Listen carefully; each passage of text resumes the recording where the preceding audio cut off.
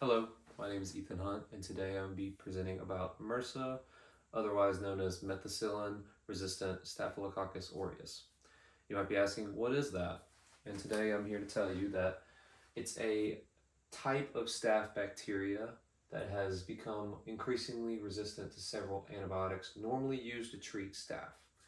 So the overview is that most MRSA infections occur in people who have been in hospitals or other healthcare settings, such as nursing homes, dialysis centers, etc. When it occurs in these settings, it is known as a health care associated MRSA. So when this happens, the infections usually are associated with invasive procedures or devices.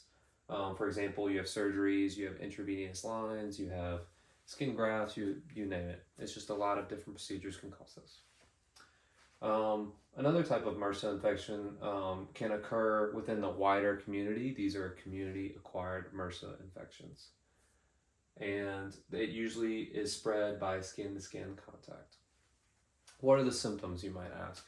Well, the patient who usually has MRSA will have a fever, will have a blistering type wound. You'll have, it'll sometimes be pus filled depending on how far along it is.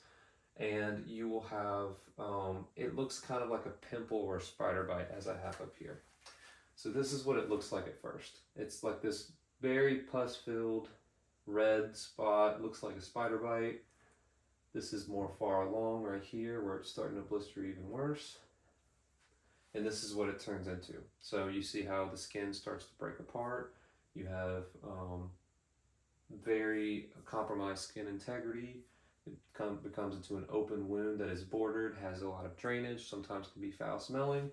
And this is one on the hand right here.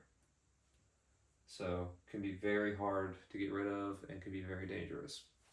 So when a nurse is taking care of a patient with a MRSA virus, we have to abide by contact precautions. So wearing a gown, performing hand hygiene, and putting on gloves. Now I'm going to talk to you about the risk factors.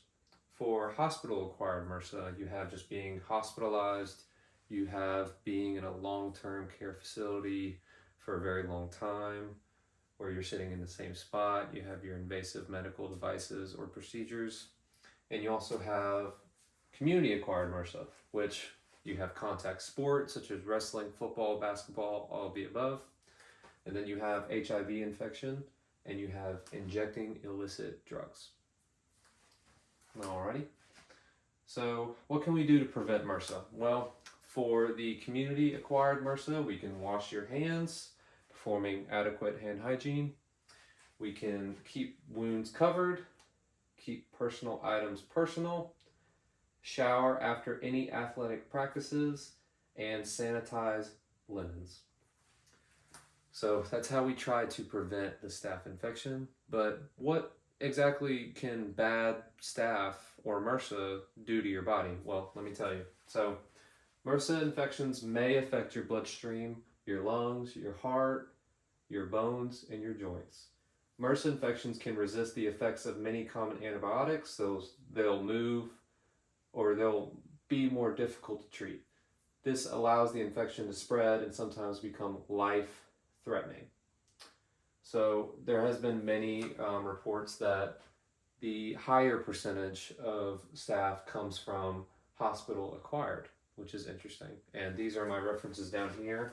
I use specifically the Mayo Clinic because they had a very good selection of references. And then I have Cleveland Clinic and Centers for Disease Control. I have it all right here in APA format. And this concludes my MRSA presentation. Thank you.